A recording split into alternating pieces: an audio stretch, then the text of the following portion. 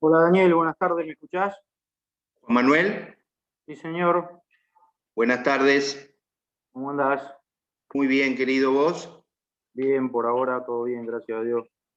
Me alegro, che. Bueno, Dani, ahí te paso como anfitrión. Muy Te mando una... bien. Gracias, otro para vos. No, de nada, hasta luego.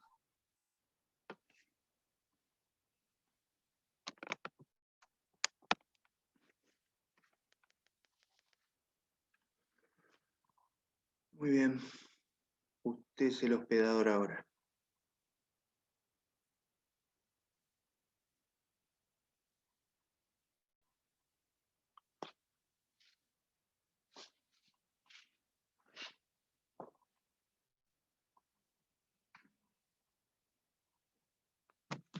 Somos poquitos todavía, veo. Voy a esperar un poquito.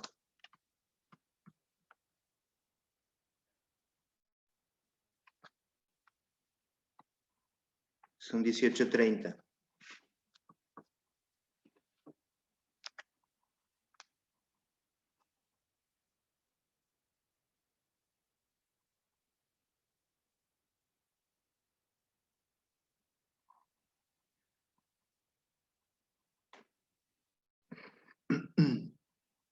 No creo que tenga que autorizar a nadie, ¿no? Se van ingresando todos.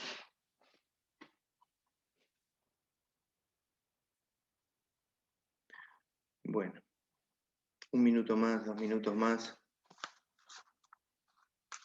Acá veo un compañero que está preparándose un matienzo tranquilo.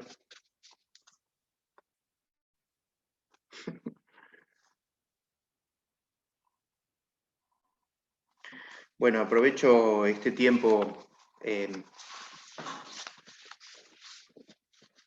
espera, de tolerancia, para comentarles que entiendo que el martes 5 va a ser el 4, el parcial, y sé que la modalidad va a ser con 20 preguntas y 13 respuestas correctas para aprobar. Eso por lo que tengo entendido, en formato de multiple choice, pero que puede ser también interpretativo acerca de algún hecho o de algún caso jurisprudencial. Eso depende de cómo los profesores formulen los interrogantes. Pero bueno, no va a ser con la modalidad que esperábamos antes de conversar, o presenciales. Bueno, muchachos, voy a arrancar. Si les parece bien, yo no sé si tengo bien el modo vista. No, tengo 6 participantes, veo. Tengo 6 participantes nada más.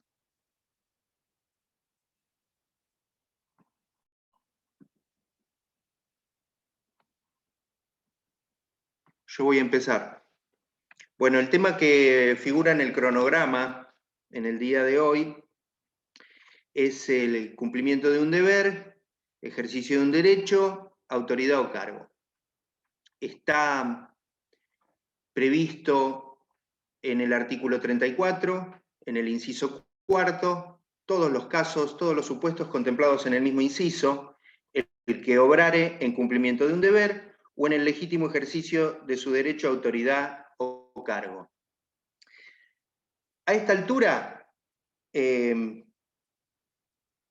el contexto de la teoría del delito, todos estos supuestos se van a estudiar en lo que es el capítulo de antijuridicidad y como supuestos de eximentes de responsabilidad o causas de no punibilidad, como encabeza el propio artículo. Ustedes saben que el artículo 34 comprende un abanico de supuestos que tienen como consecuencia la no punibilidad de una conducta, pero que en su análisis, en los distintos niveles analíticos de la teoría del delito, encajan en distintos supuestos.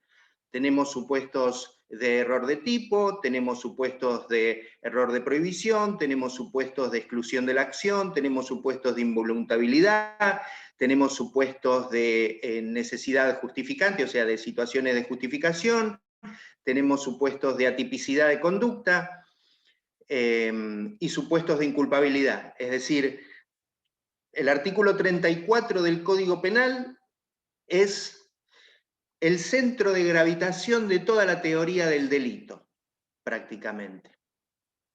Así se lo puede entender al artículo 34. Todo pivotea sobre el artículo 34.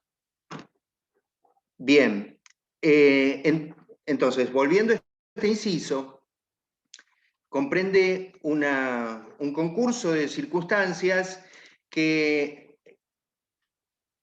no existe acuerdo en la doctrina sobre su naturaleza jurídica, ni siquiera cuáles son las relaciones que existen entre ellos. Es decir, se torna confuso distinguir el ejercicio de una autoridad con el cumplimiento de un deber.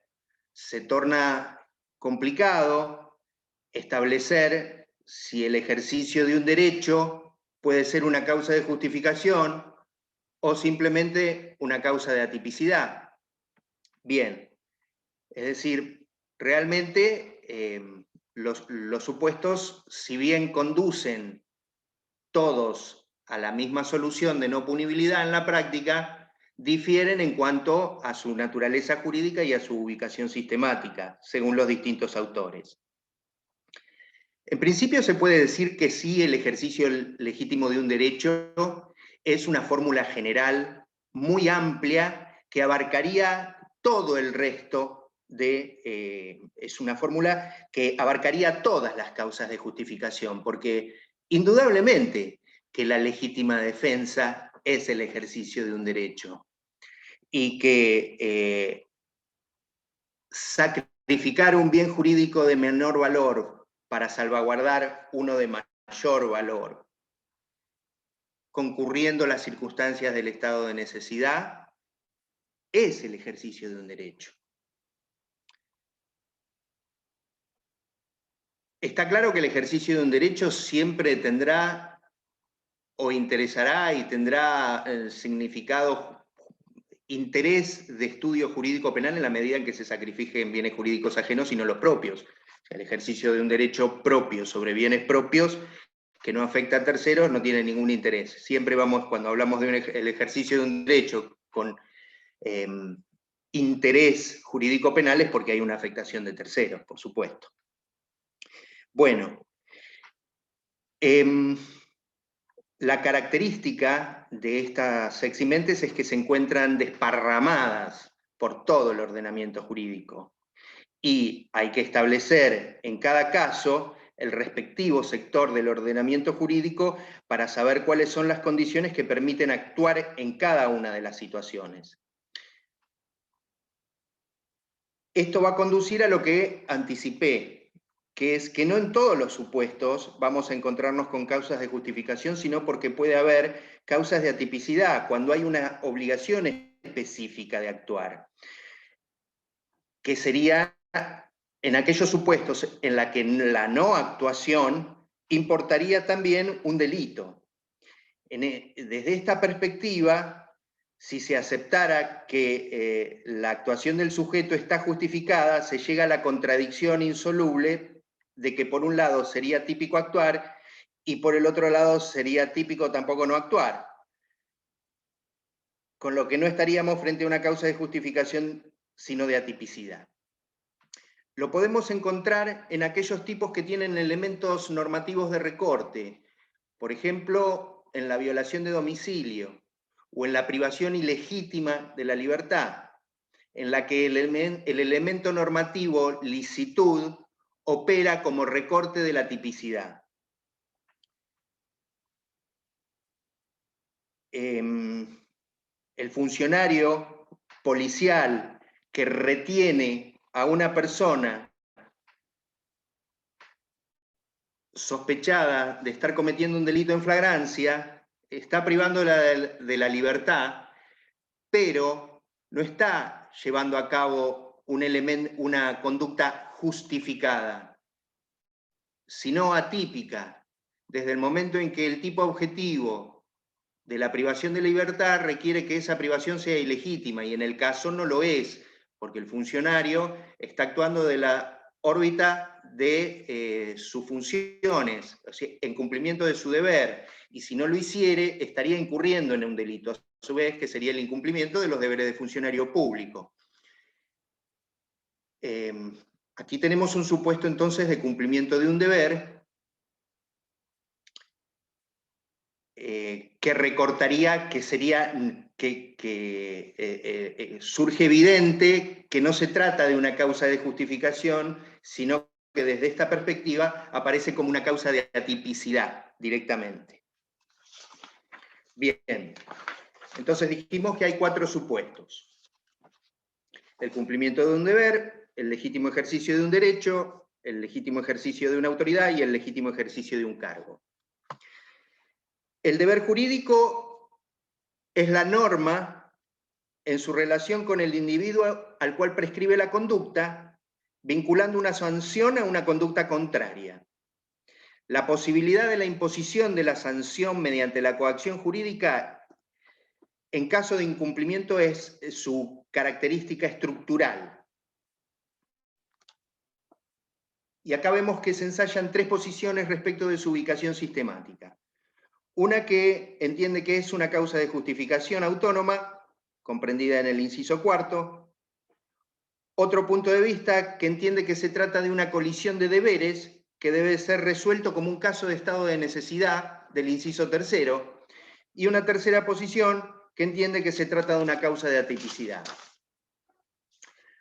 Para la doctrina mayoritaria argentina actúa típica pero justificadamente quien al realizar la acción no hace otra cosa que cumplir con un deber. El cumplimiento de un deber obliga al sujeto a infringir una prohibición.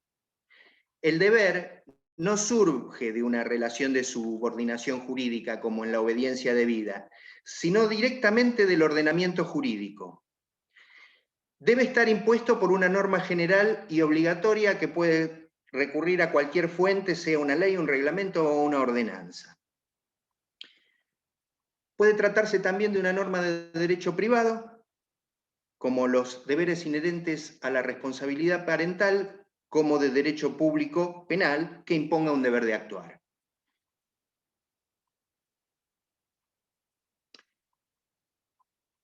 Esa es la posición mayoritaria. Se trata de una causa de justificación. Otra posición que también ve una causa de justificación, pero la encaja en vez de en el inciso 4, en el inciso 3, es la que entiende que se trata de una colisión de deberes en la que existe propia del estado de necesidad justificante del inciso 3.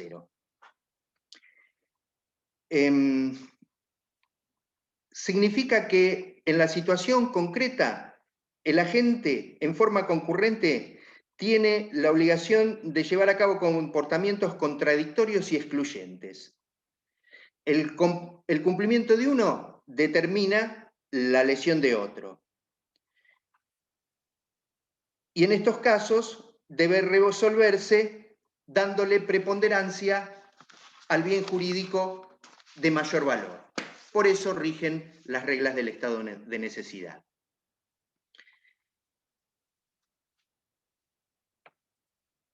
La posición de Zaffaroni, de Terragni,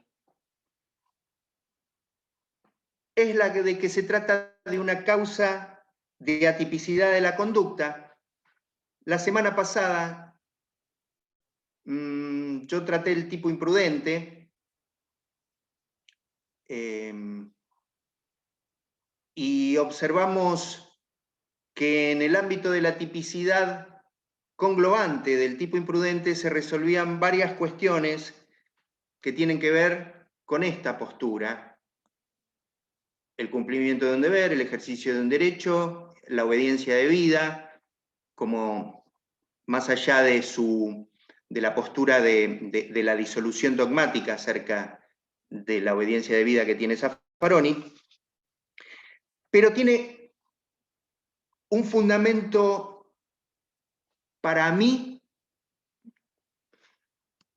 irrebatible, que tiene que ver con la racionalidad de los actos de gobierno, tiene que ver con la racionalidad de los actos republicanos y con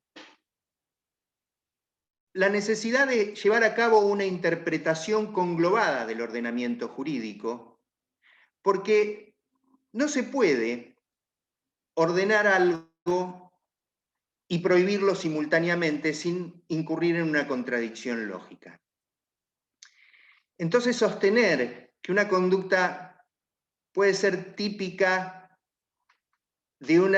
actuando de un modo y típica actuando del modo contrario, lleva a una contradicción que hace que la interpretación a la que deba recurrirse es a la de dar prevalencia a una de las normas por sobre la otra.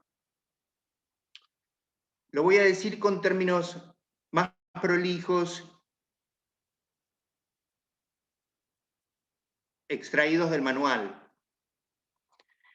El conflicto de deberes es siempre un conflicto aparente de deberes, que siempre se resuelve en el cumplimiento del deber y en la atipicidad consecuente de los demás posibles deberes por imposibilidad material. El cumplimiento de un deber jurídico es una cuestión que debe resolverse dentro del ámbito de las normas prohibitivas, es decir, de lo que nosotros hemos visto que es la antinormatividad, que se presenta cuando a partir de un tipo se llega a una norma que aparece prohibiendo lo que otro tipo prohíbe omitir, y existe una aparente contradicción que debe resolverse mediante la interpretación adecuada de ambas normas. Es un fenómeno que tiene lugar cuando un mandato recorta una norma prohibitiva prevaleciendo sobre ella. El llamado conflicto de deberes es una cuestión de tipicidad. El cumplimiento de un deber jurídico cancela la tipicidad objetiva. Es decir, el funcionario público que ingresa a una vivienda contra la voluntad de su titular, pero cumpliendo la orden de un juez que autorizó su ingreso mediante una orden de allanamiento formal y sustantivamente legítima y válida, no está cometiendo el tipo de violación de domicilio de modo justificado. No, señor, está realizando una conducta atípica dentro del ordenamiento jurídico. Como consecuencia de esta visión, todos los conflictos de deberes son aparentes. Los supuestos, voy a dar unos cuantos ejemplos vinculados a este tema. La obligación del testigo de declarar la verdad justifica la deshonra y descrédito de otro, que sería el delito de injurias previsto en el artículo 110 del Código Penal. La obligación de no revelar el secreto profesional justifica la abstención de prestar declaración. La obligación de denunciar ciertas enfermedades impuesta por las leyes sanitarias a los profesionales de la salud, aunque se revele el secreto profesional. El uso de la fuerza pública, que generalmente también va de la mano del cumplimiento de un deber proporcionalmente impuesto a los funcionarios que la ejercen. Esto está discutido últimamente. Las acciones de módicas coerciones ejecutadas por los padres en ejercicio de la patria potestad conforme con la facultad acordada por el Código Civil. Sobre los derechos de corrección, trata hoy el Código Civil en cuanto a la responsabilidad parental, la responsabilidad de quienes tienen a su cargo la representación legal, la custodia, la tutela, en fin, que tienen que tienen severos límites determinados por las leyes y los tratados internacionales, en particular la Convención sobre los Derechos del Niño. Antiguamente existía también, bueno, pero ya veremos, ya prefiero mantenerme en el orden previsto y aprovechar el tiempo. Bien, bueno, decía la violación de domicilio del 150 o el desvío de correspondencia cuando se trata de la interceptación de correspondencia por autorización de un juez en el marco de una investigación, se estaría cometiendo el delito del artículo 153. Sin embargo, no tenemos una conducta justificada, tenemos una conducta lisa y llanamente atípica. ¿Cómo podemos diferenciar el cumplimiento de un deber de otras instituciones que están relacionadas con las eximentes de responsabilidad?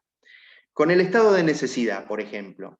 Se diferencia en que el autor aquí tiene que infringir uno de los deberes en pugna, haga lo que haga. En el estado de necesidad no necesariamente, o sea, no se ve en esa obligación, no se ve en la disyuntiva, puede o no salvaguardar el bien jurídico de mayor valor, en el que actuará justificadamente o no, pero la no acción no importa la comisión de una tipicidad. En el caso aquí, haga lo que haga. Con el ejercicio de un derecho, el cumplimiento de un deber encuentra sentido en algo más que una norma que autoriza el comportamiento, que es hasta donde llega el ejercicio de un derecho. Se trata de acciones expresamente ordenadas.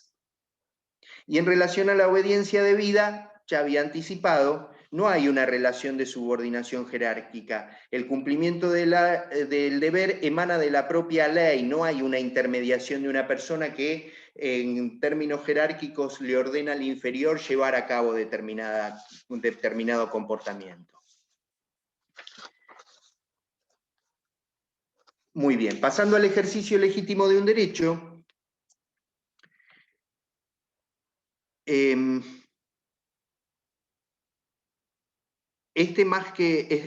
es el enunciado general que por excelencia remite a todo el ordenamiento jurídico y a todo precepto permisivo que pueda hallarse en el ordenamiento jurídico. Tiene como fundamental misión garantizar la unidad del ordenamiento jurídico, dado que no hay una antijuridicidad estrictamente penal.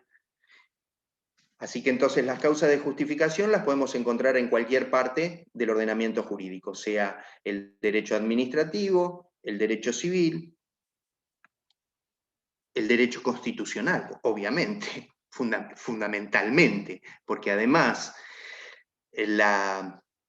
la base normativa por excelencia, la fuente constitucional de la justificante de ejercicio de un derecho se encuentra en el principio de reserva.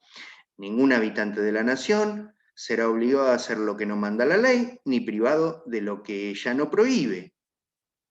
Y se ratifica en el orden interno, en el derecho común, en el Código Civil, en cuanto se establece en el artículo 10 que el ejercicio regular de un derecho propio no puede constituir en ilícito ningún acto. Y también del propio artículo 10, en cuanto un derecho propio, en ese sentido, en función del artículo 34, es un derecho reconocido por la ley a una persona para cometer un hecho penalmente típico. Bien. El ejercicio legítimo de un derecho tiene esta nota esencial que lo define, que es el ejercicio debe ser legítimo. No emana, tiene límites en su ejercicio tanto en cuanto al contenido y cuanto a la forma. El abuso del derecho o el exceso del derecho conducen a su negación.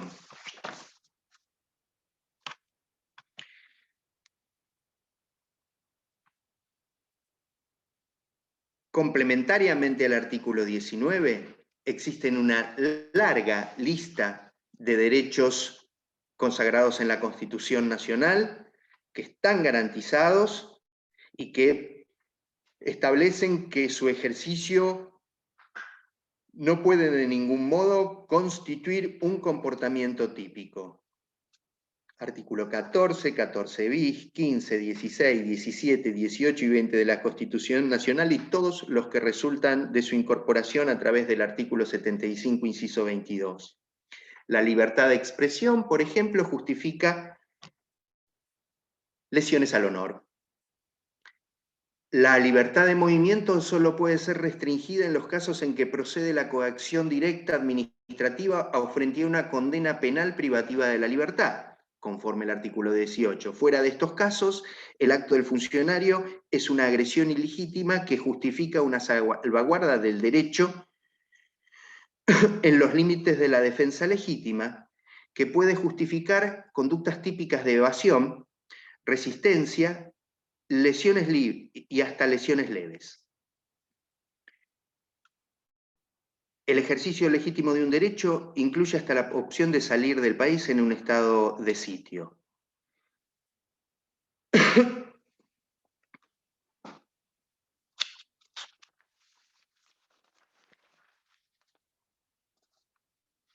También pueden existir autorizaciones previstas en normas no penales. Por ejemplo, en los artículos 2587 y 2593 se incluye la eximente del derecho de retención. El que retiene una cosa mueble, ajena, lo que realiza desde el punto de vista de la tipicidad es la defraudación por retención indebida prevista en el artículo 173, inciso 2 del Código Penal. Es una apropiación indebida. Lo que ese artículo no nos dice, y generalmente no lo dice ningún precepto penal, es que cuando se configuran los supuestos previstos en el Código Civil, la retención es lícita. Y esto únicamente lo permite el conocimiento de las relaciones civiles, administrativas y comerciales que determinan cuándo es posible retener una cosa mueble ajena. Las normas ordinariamente no las da el precepto penal, las supone. Donde las hallamos es en el derecho no penal. Pero, hallada la norma que rige un caso, este precede al precepto penal y lo desplaza. Incluyo en el ejercicio legítimo de un derecho las defensas mecánicas predispuestas, aun cuando generalmente se tratan en la legítima defensa. Las defensas mecánicas predispuestas, también llamadas ofendículas, son los escollos, los obstáculos, los impedimentos que se oponen para una resistencia normal, conocida y evidente, notoria, que previene, advierte al que intenta violar el derecho ajeno. Son los vidrios de los muros, los alambres con púas, los setos con espinas, las rejas con lanzas, etc. Esta colocación está justificada para el propietario por usar de su derecho. El efecto justificante está sometido a la existencia de condiciones determinadas, artículo 34, inciso 6, última parte, nocturnidad, escalamiento, lugar habitado, para que sea lícito cualquier daño causado al agresor. Las lesiones causadas fuera de estos límites no pueden justificarse ante el principio del ejercicio de derechos, sino eventualmente como legítima defensa cuando se den las condiciones previstas en el artículo 6 del Código Penal. Bien. Pasemos a la autoridad, al ejercicio legítimo de una autoridad. Mayoritariamente considerado como causa de justificación, Zaffaroni, Alagia y Slokar insisten con su punto de vista como un supuesto de atipicidad conglobante. Todo acto legítimo de autoridad implica el ejercicio de una facultad legal. Pero no se trata de un derecho subjetivo, no es el ejercicio de un derecho, sino un poder de imperio respecto de otra persona en orden a diversas situaciones concretas. Se diferencia con el ejercicio de un cargo en que si bien el ejercicio de autoridad supone una facultad que presupone tal imperio, no proviene de un cargo público. El fundamento radica en que si el particular o funcionario actúan ejercitando una facultad o cumpliendo un deber que tienen su fuente en la ley, están obrando en cumplimiento de la ley, por lo que sus conductas no pueden ser reputadas como ilícitas, contrarias al orden jurídico. Lo determinante para su procedencia no está en la investidura de la autoridad o cargo, sino el ejercicio de los deberes y facultades derivados. Los supuestos habitualmente incluidos, el ejercicio de la autoridad familiar, como anticipaba antes, que debe ejercerse moderadamente. En la actualidad, la responsabilidad parental, regulada en los artículos 638, 639, 649, 652 y concordantes del nuevo Código Civil y Comercial.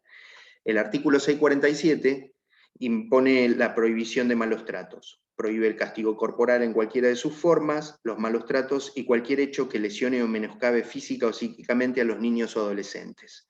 Zaffaroni, Alagias y Eslocar rechazan la existencia de un pretendido derecho de corrección porque afectan derechos del niño consagrados constitucionalmente. Y esto era lo que me había dejado antes, que estaba a punto de decir, pero que en la antigüedad, no muy antigua, existía. Actualmente resulta inadmisible el derecho de corrección sobre la mujer. La autoridad disciplinaria privada también justifica algunas injurias leves, como decirle a algún empleado que su trabajo está muy mal hecho, en un tono quizá no muy agradable. Por supuesto, sin que ello implique la posibilidad de ejercer violencia institucional o de género.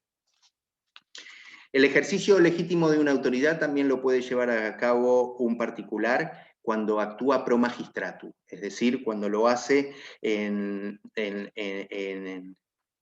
subrogancia de una autoridad que en el caso concreto no puede actuar en la emergencia, como quien un particular detiene a una persona cometiendo un delito flagrante y lo coloca luego inmediatamente a disposición de la autoridad. Finalmente, el ejercicio legítimo de un cargo,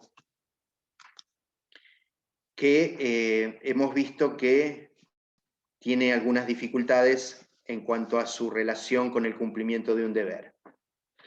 Ya hemos visto que cuando el cumplimiento de un deber está dirigido a un funcionario público, se suscitan estos problemas. La diferencia con dicha causal residiría en que en el cumplimiento de un deber se trataría de un deber impuesto al individuo en atención a circunstancias particulares, en tanto que en el ejercicio de un cargo se trataría de facultades y obligaciones inherentes al cargo.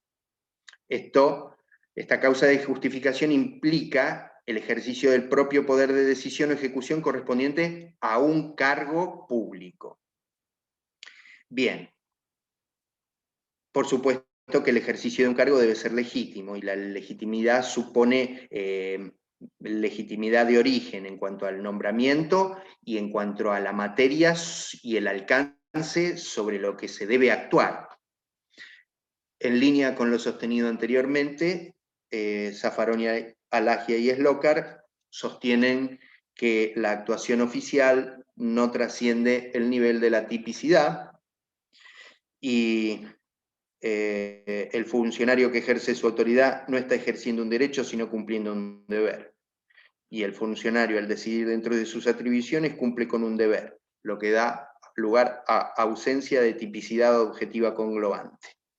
Cuando la autoridad ejerce coacción directa sobre las personas o sobre los bienes, trátese de detenciones, allanamientos, secuestros de cosas, su intervención legal es atípica por cumplimiento de un deber jurídico, y quien sufre la coerción no puede resistirse ni defenderse legítimamente.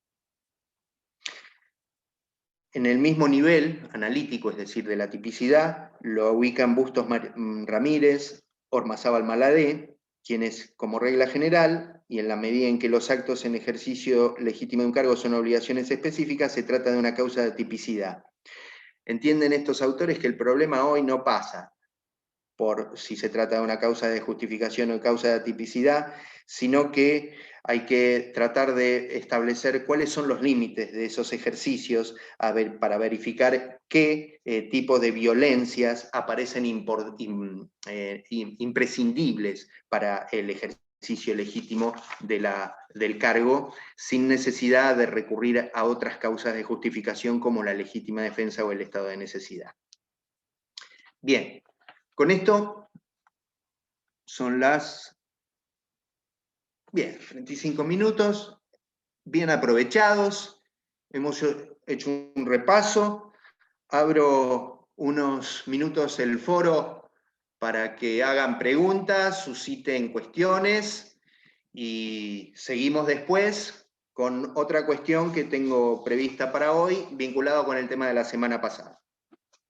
Quien quiera oír las palabras del compañero, no sé, se suma, ¿no? O sea, quien quiere hablar, quiero decir, se pincha el micrófono y adelante, o escribe en el chat, no sé.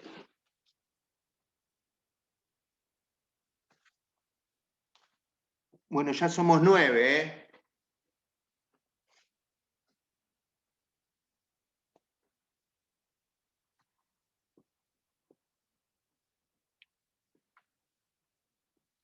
Bueno, muy bien, entonces voy a pasar a comentarles algunos supuestos de ejemplos variados de lo que charlamos la semana pasada, que fue tipo imprudente.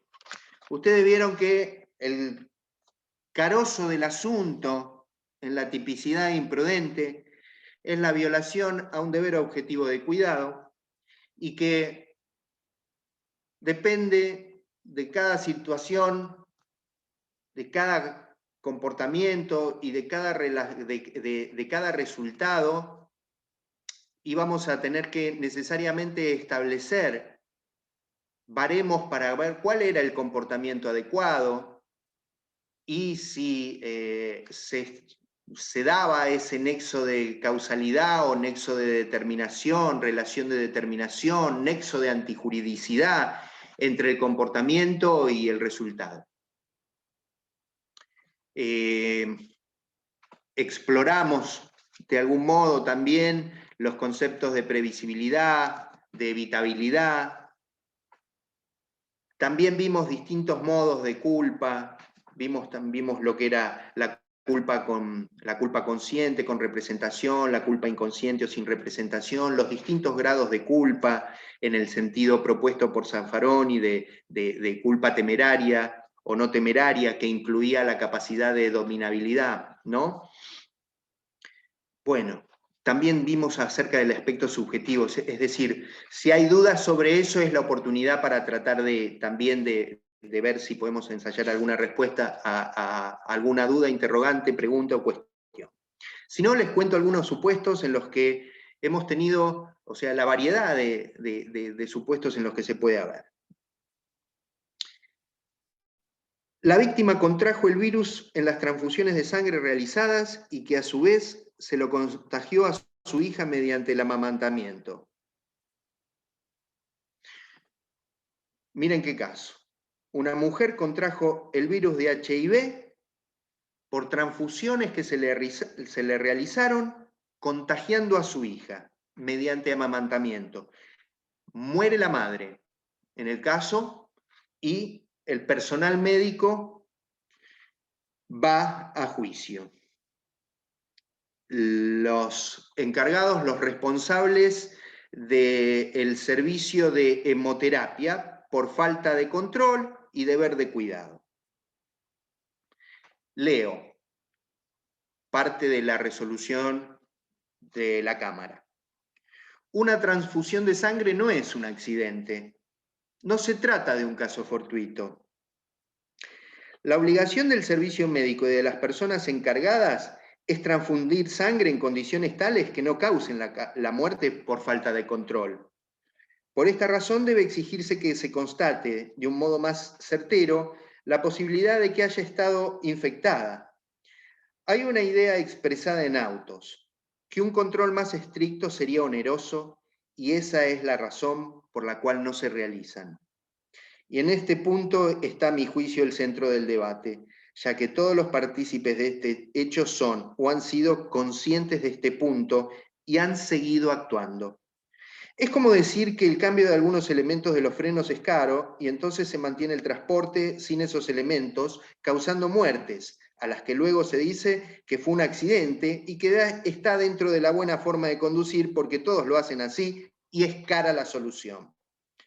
El criterio de deber de cuidado ya no pasa por el deber, sino por el cómo lo hacen todos, entrando a regir el principio que el hecho causa el deber de cuidado. Pues bien, como se podrá ver, esta forma de llevar los controles de la previsibilidad al actual de los imputados.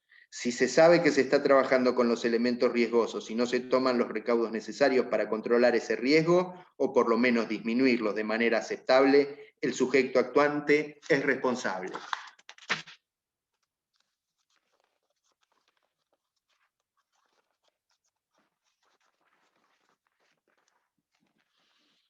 Otro caso,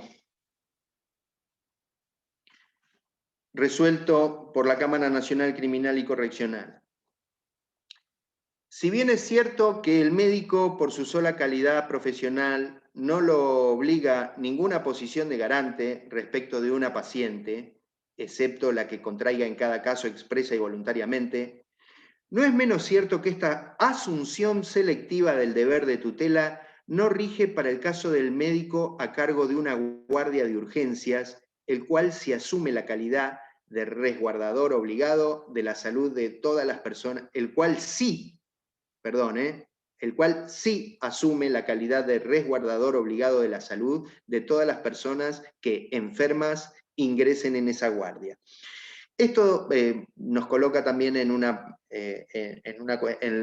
nos vincula a la condición a la posición de garante, podría ser vista como una posición de garante desde la perspectiva de la tipicidad de la omisión, pero no nos metamos en eso, sino en lo más que nada en la nota de negligencia. El médico, yo les resumo el caso porque es muy largo, el médico en realidad nunca debiera haber asumido el rol de médico de guardia, porque no era un médico especialista que pudiese abordar todas las problemáticas que pudiesen ingresar a la guardia. Entonces voy a leerles un párrafo esencial para la resolución del caso. Es el propio imputado, Z, quien con su declaración indagatoria confirma el actuar negligente personal. Sostiene en su momento que no vio en la radiografía la existencia de la fractura. En el caso, una mujer ingresa con un golpe en la cabeza al hospital, le dan unos analgésicos y la mandan de vuelta a la casa. A las 24 horas la mujer muere, fruto de la conmoción cerebral que había tenido con el impacto. Cuando vio las radiografías, el médico no observó nada. Miren, sostiene el procesado que no vio en la radiografía la existencia de la fractura. La permanente referencia a que su especialidad es de ortopedia y traumatología y que de las fracturas de cráneo se ocupan los médicos neurólogos, para nada justifica su actuar, porque si no estaba capacitado para atender los casos que se presentan en la guardia, mal debió desempeñarse en ella y por lo tanto, en lugar de justificar su conducta, la agrava. Dicho en otros términos, la presencia de Z en la guardia ya es un acto de negligencia. Bien.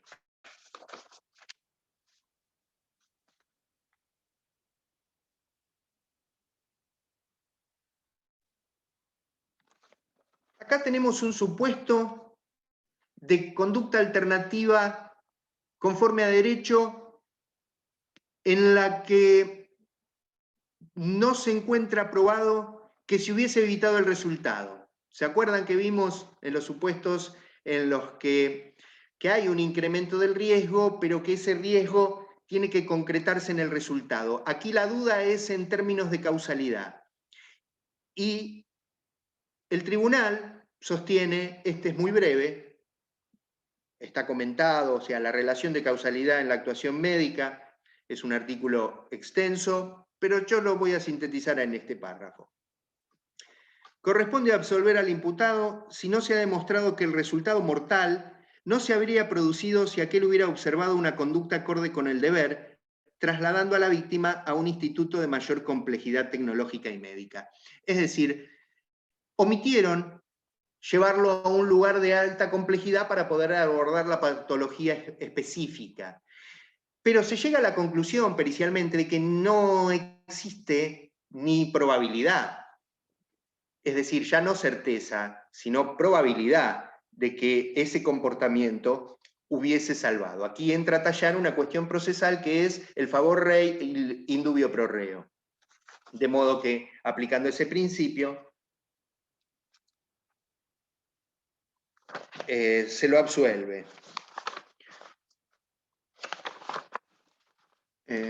Acá tengo un caso muy lindo, muy interesante. Un docente de una universidad llevó a un grupo importante de jóvenes a una travesía por las montañas de Bariloche y llevándolos por un sendero se produjo una avalancha que causó la muerte de 1, 2, 3, 4, 5, 6, 7, 8 personas y lesiones graves a una y lesiones leves a varios más.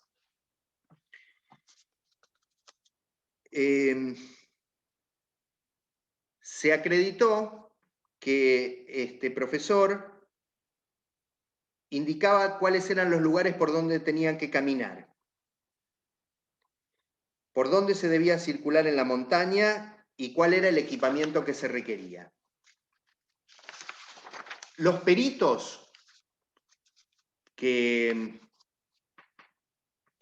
trabajaron en la zona señalaron que la avalancha se debió a la sobrecarga que significó el paso simultáneo de 16 personas por la zona, sobre la zona, que en el lugar de los hechos existieron indicaciones que el guía debió observar como indicio de riesgo de avalanchas, que hubo ignorancia del guía respecto de los riesgos al tránsito en ese terreno en la época del año que se produjo el suceso, que la ruta elegida no era la correcta, que es incorrecto caminar en fila y todos juntos por el lugar en donde se lo hizo, que existían otros lugares para descender y que presentaban mayores niveles de seguridad, que el guía no tuvo en cuenta las recomendaciones debidas debido a que no evaluó acertadamente el grado de riesgo existente en el lugar y que el suceso pudo ser previsto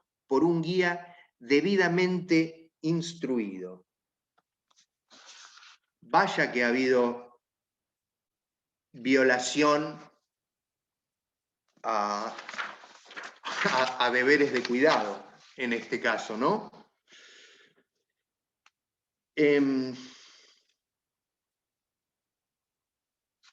Luego se explica por qué los colaboradores del profesor no son alcanzados por la imputación, fundamentalmente porque no hay participación en la tipicidad imprudente y porque las decisiones las tomaba autónomamente el profesor que operaba como guía, que ellos no estaban en posición de garante para interferir las decisiones del titular.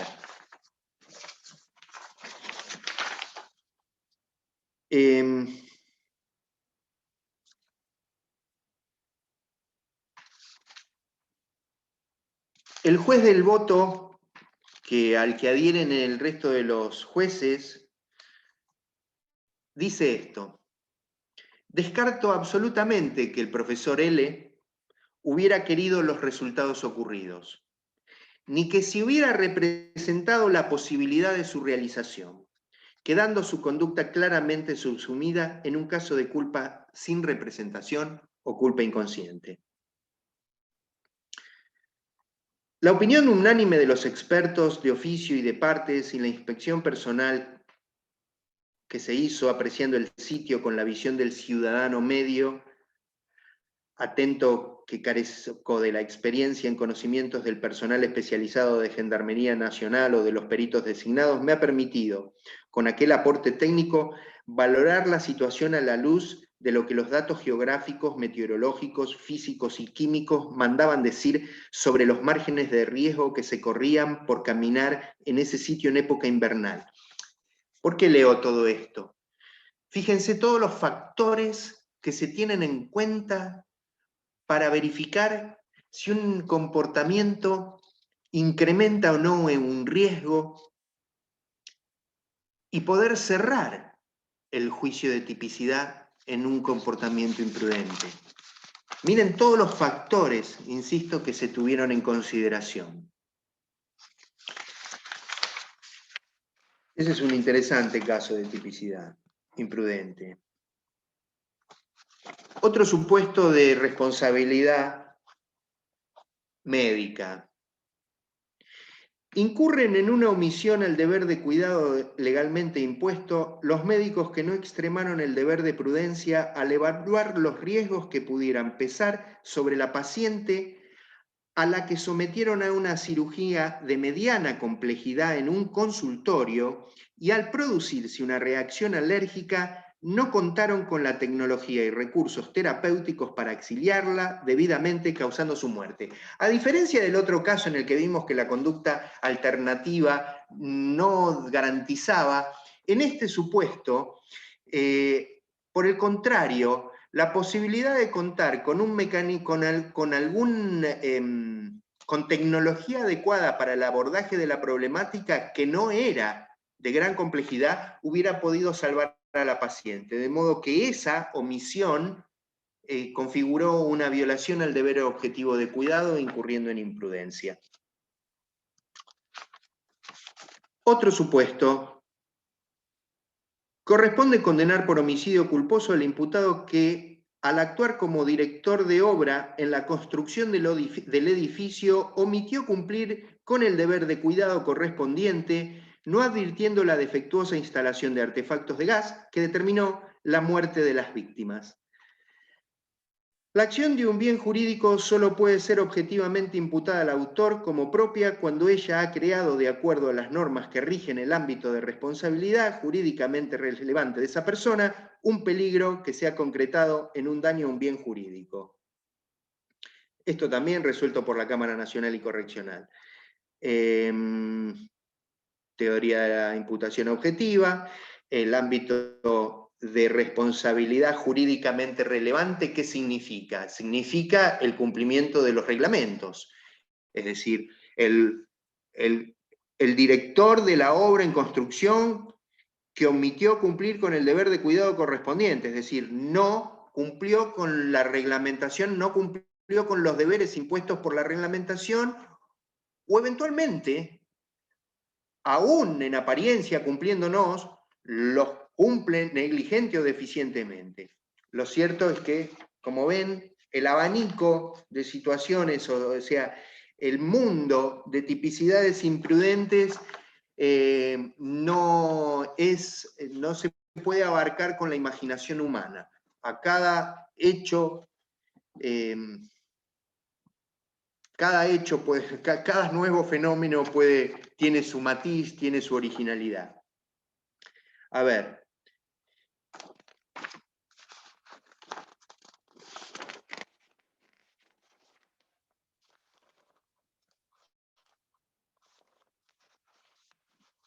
Acá tengo otro caso de interrupción, de algún modo, que tiene que ver con la participación en la tipicidad imprudente. Debe absolverse del delito de homicidio culposo al policía que, por un acto negligente, entrega su arma a un tercero, quien, ignorante por completo en cuanto al uso de estos implementos, lo manejó de tal manera que imprudentemente dio lugar a la producción del disparo que dio muerte a otro. cómo nos gusta a los abogados meter verbos en el medio, ¿no?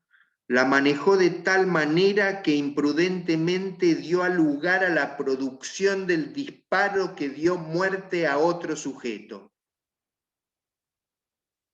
Con su manejo imprudente mató a otra persona, también se podría decir. Pero bueno, es muy común que los abogados rellenemos de palabras y de verbos esto. Ello es así toda vez que, de acuerdo a la estructura del tipo culposo, solo debe ser responsabilizado de la muerte aquella persona que ha violado el deber de cuidado, que directamente afecte al bien jurídico, ya que no es posible la participación en ninguna de sus formas, quedando de tal modo solo la responsabilidad a título de autor, siendo este en el tipo culposo solo aquella persona que tiene el dominio del hecho y que no ha dominado el peligro, pudiendo hacerlo por no haber realizado la conducta debida. La autoría mediata en el delito culposo solo es posible en los casos en el que el hombre atrás maneje a una persona sin responsabilidad o a una persona no libre, pero siempre es necesario que maneje la situación de peligro. Bien, entonces acá tenemos un ejemplo que revela la inadmisibilidad de la participación, pero además, desde el punto de vista del nexo de determinación, no ha sido el acto negligente de facilitarle el arma. Sí, desde el punto de vista de la teoría de la equivalencia de condiciones. Si yo suprimo mentalmente la entrega del arma, el resultado no se produce. Pero ese resultado no es consecuencia directa, no existe ese nexo de determinación, no ha sido esa violación del deber de cuidado específico, sino el de interpósita persona que imprudentemente, negligentemente, torpemente ha manejado, ha tenido en sus manos un artefacto letal que no dominaba ciertamente.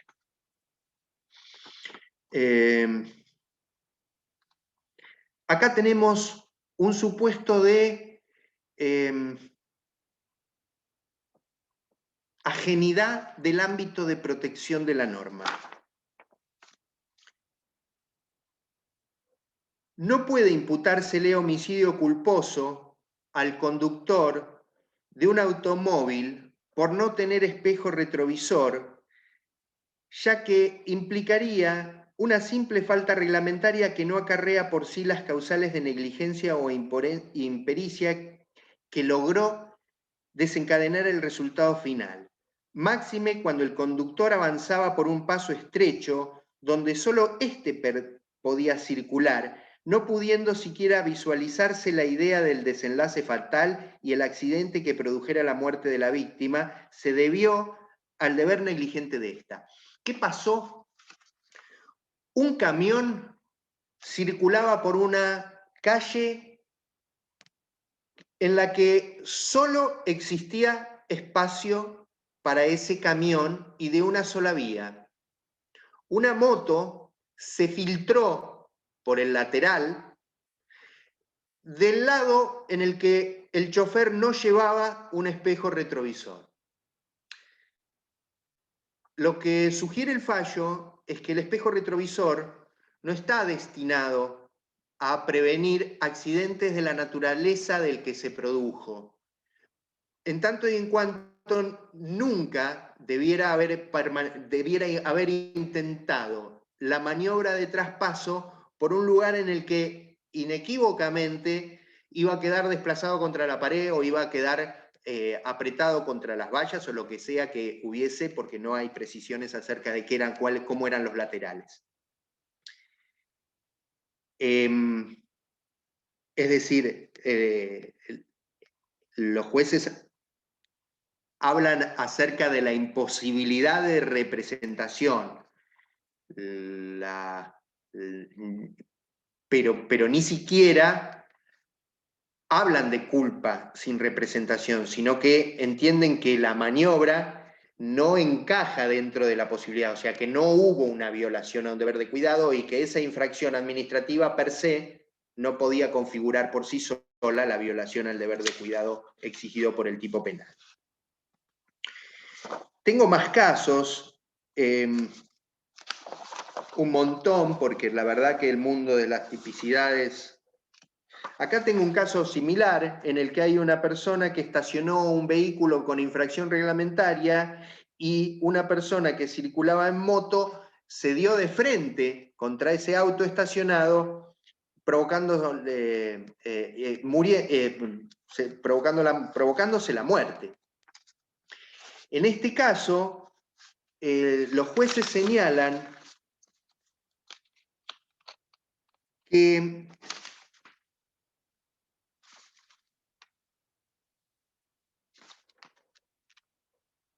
la oxisa debió circular con cuidado y prevención, conservando en todo momento el dominio efectivo de la bicicleta, teniendo en cuenta los riesgos propios de la circulación y demás circunstancias de tránsito. En la especie, la existencia de un obstáculo en su camino por el que colisionó, dado que la camioneta no estacionó o se le cruzó intempestivamente, sino que se encontraba estacionada en el lugar y la ciclista pudo verla desde lejos.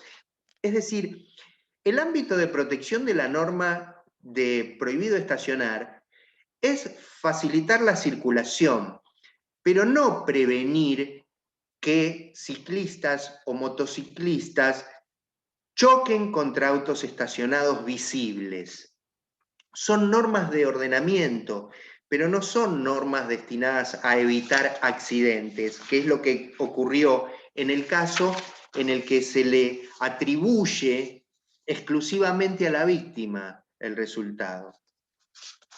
Hay definiciones interesantes en materia doctrinaria en este fallo que pertenece acá al departamento, a la sala 2, de la Cámara Departamental, con cita de Zaffaroni, por ejemplo.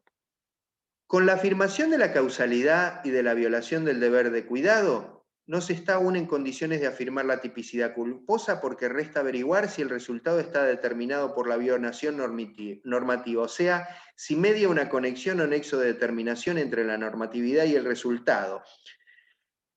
La averiguación de la relación de determinación del resultado por la creación del peligro prohibido requiere la realización de un doble juicio hipotético, en concreto y en abstracto, es decir, lo mismo que yo hablé la semana pasada. Ha resuelto el Tribunal de Casación. En el tipo culposo debe existir una relación de determinación entre la imprudencia o negligencia y el resultado, de modo tal que la supresión mental hipotética de la infracción al deber de cuidado impone también la hipotética supresión del resultado. En otros términos, el resultado debe derivar en forma directa de una elevación no permitida del riesgo, excluyéndose todos aquellos supuestos en los que una hipotética conducta alternativa conforme a derecho no hubiese bastado para evitar la lesión al bien jurídico. No basta con que se pruebe la relación de causalidad y una violación al deber, sino que resulta además indispensable acreditar que el resultado era al menos previsible y que se produjo como consecuencia directa y específica de la introducción de aquel riesgo.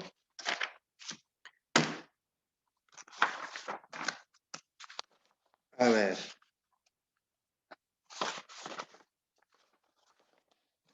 Acá hay un interesante caso también en el que hay una cuestión procesal.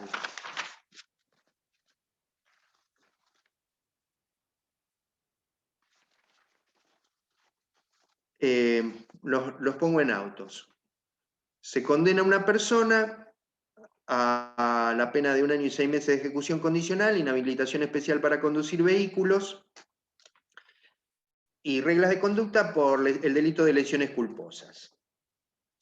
La defensa va en casación y denuncia la errónea aplicación del artículo 94, en tanto y en cuanto no se dice en la sentencia cuál fue el deber de cuidado vulnerado.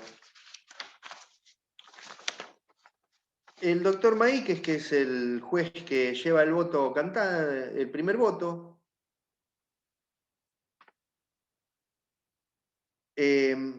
hace bueno, hace un detalle de las notas del tipo imprudente.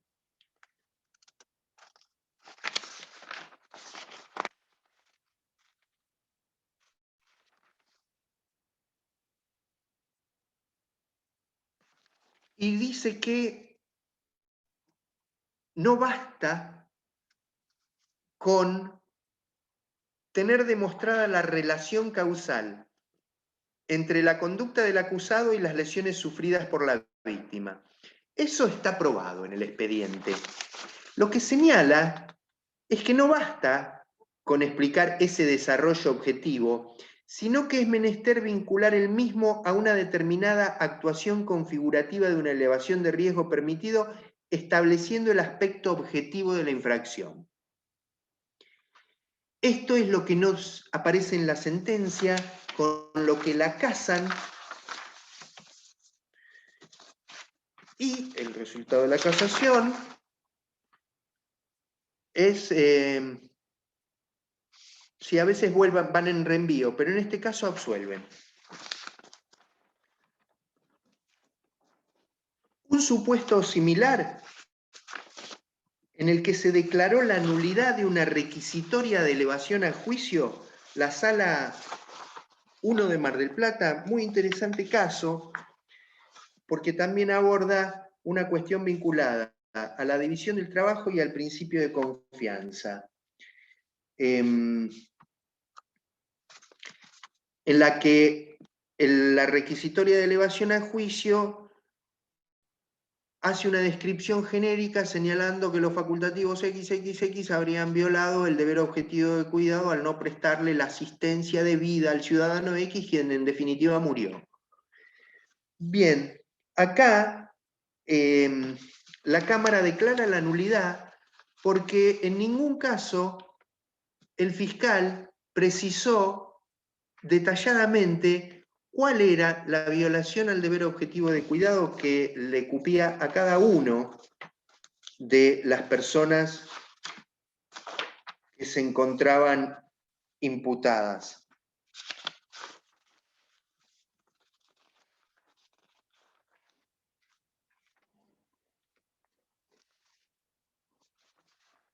Miren,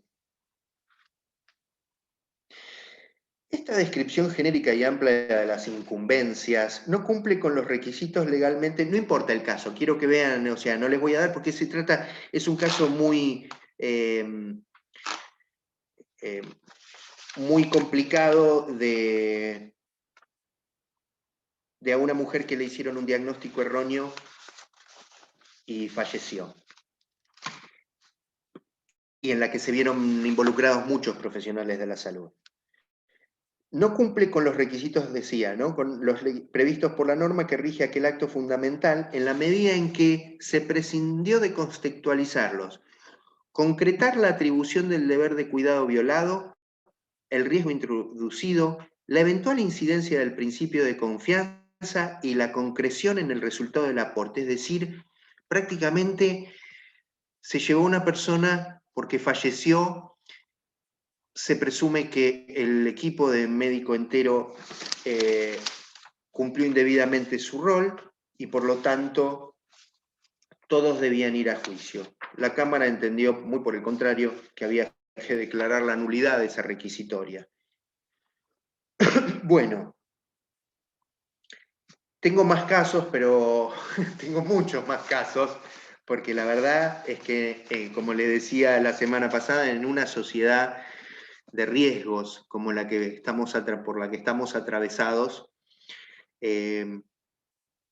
somos una fuente de peligro continua y hay que cumplir, hoy más que nunca, ¿no? Cada uno debe intentar dentro de su esfera de competencia, en términos funcionalistas, en términos de responsabilidad ciudadana, más en términos socialistas o sociológicos o políticos, mejor dicho, una responsabilidad ciudadana es llevar a cabo todos nuestros comportamientos atendiendo el contexto en el que nos desenvolvemos para evitar lesiones de bienes de terceros. Que son muchos los casos. en los que podemos incurrir. Nuevamente dejo abierto el foro para las preguntas.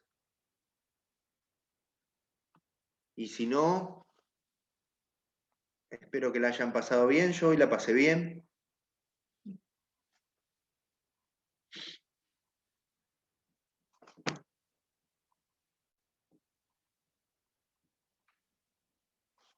Bueno, no veo preguntas.